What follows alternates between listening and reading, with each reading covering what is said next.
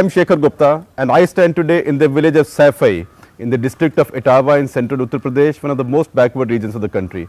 And my guest today, the most famous son of Saifai, Shri Mulayam Singh Yadav, and the man in the hot seat. Mulayam Singh ji, वक्त तो talk में आपका स्वागत है। बहुत बहुत धन्यवाद और आप सैफई गांव में आए, आपका स्वागत और बहुत धन्यवाद।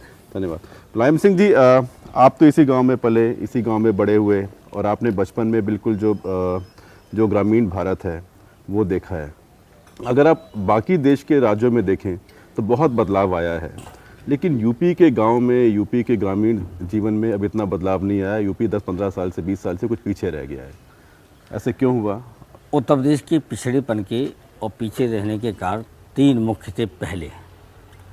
पहला था कि कोई बुरा मान जाएगा लगातार प्रधानमंत्री उत्तर प्रदेश का होना, और उसके बाद उत्तर प्रदेश की विकास के लिए विशेष योजना देना या मदद करना। उनको लगता था कि अन्य राज्य हमसे नाराज़ हो जाएंगे, हम पक्षपात कर रहे, ऐसा महसूस कर रहे थे, इसलिए उन्होंने काम बहुत मदद कोई नहीं की।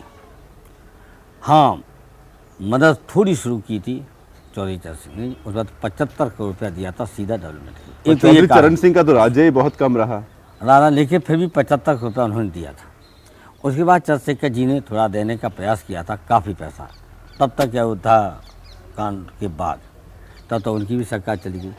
दूसरा कारण है, हमारे जितने सांसद चुन के जाते हैं ये वहाँ उत्तर प्रदेश की लोकसभा में, जो उत्तर प्रदेश के लोग हैं वो हिंदुस्तान की लोकसभा में उत्तर प्रदेश के लिए कभी चिंतित नहीं रहे।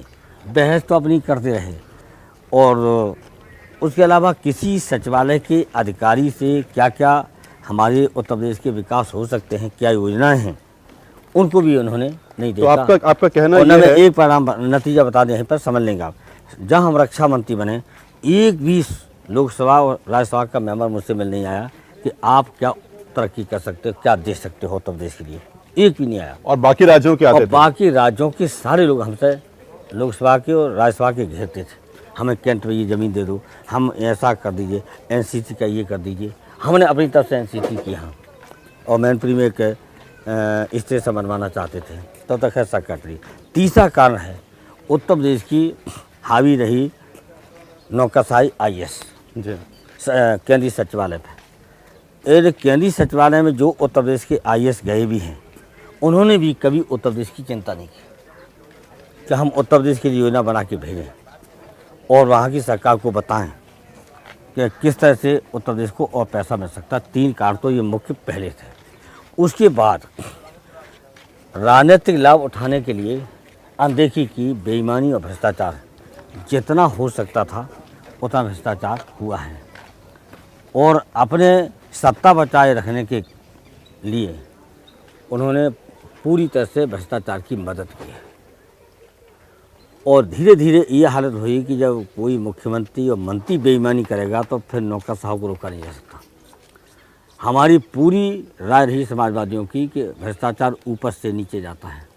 तो आप ये कह रहे हैं कि यूपी को बजाय इस बात का फ़ायदा होने के कि यूपी का नेता हमेशा प्रधानमंत्री रहा, उसका नुकसान हुआ? उन्होंने संपूर्ण नुकसान तो उत्तर प्रदेश का नहीं हुआ, एक उत्तर प्रदेश का इतिहास तो बना, पर उत्तर प्रदेश का फ़ायदा नहीं लेकिन हुआ। उत्तर प्रदेश के लिए किसी भी प्रधानमंत्री ने नहीं सोचा, केवल डरे, वो चाहते हुए भी डर लगता था कि हम पर कोई आक्षेप न हो, हम पर आरोप न लगे कि अपने उत्तर प्रदेश के लिए पक्षपात कर रहे हैं अन्य सूबों की तरह की वजह। अब आप देखेंगे जो हालत किसानों की पंजाब की, आंध्रा की थी, उससे कहीं खराब उत्तर प्रदेश की थी। हमें खुशी है कि पंजाब के किसानों को मदद की, हम पक्ष में हैं कि आंध्र प्रदेश के किसानों को मदद की, हम खुश हैं हरियाणा के किसानों को मदद की, लेकिन आखिर उत्तर प्रदेश के किसानों की मदद क्यों नहीं की है?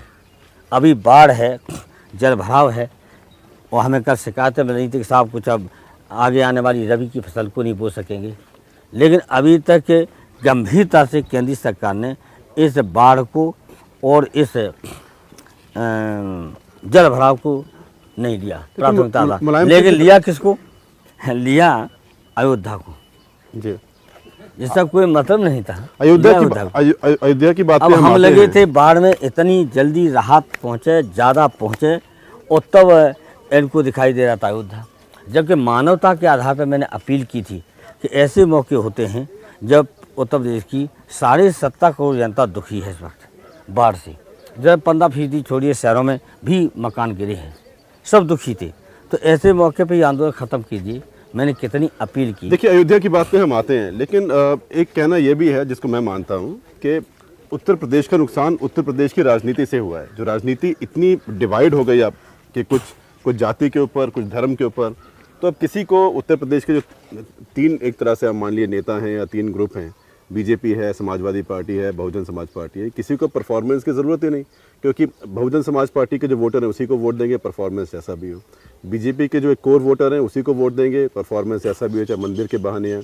जो आपके कोर वोटर हैं वो चाहे जाति के नाम पे, चाहे क्योंकि जो मुस्लिम वोट का आपके साथ एक एलिजेंस है, तो आपको वोट मिलेगा। तो ये जब इतनी राजनीति बढ़ जाती है तो उसमें नेता के लिए काम करने की ज़रूरत क्या है, यहाँ और वो पर काम कर कैसे सकता है? एक राय अपनी बदलनी पड़ेगी आपको। ये समाजवादी पार्टी का वोट कहाँ कैसे उतना हर हालत में ऐसा नहीं है। हम संक्षिप्त बता दे रहे, जैसे बहुजन समाज पार्टी है, अपना समाज कह करके वो वोट ले सकते हैं। और कांग्रेस पार्टी अभी तक नेहरू जी का नाम लेकर के कांग्रेस चल रही है, लेकिन समाजवादी पार्टी के सामने कठिन समस्या है। हम केवल डॉक्टर लोहिया का नाम लेकर के, जयप्रकाश जी का नाम लेके, आचार्य जी के नाम लेकर के पार्टी को नहीं चाह सकते, क्योंकि समाजवाद एक सैद्धांतिक एक विचारधारा है, और विचारधारा कार्यक्रम पर चलेंगे तब हमें वोट मिल सकता है। और उसका नतीजा ये है, अब जो सरकार को जन समर्थन उत्तर प्रदेश का है, पूरी जनता का।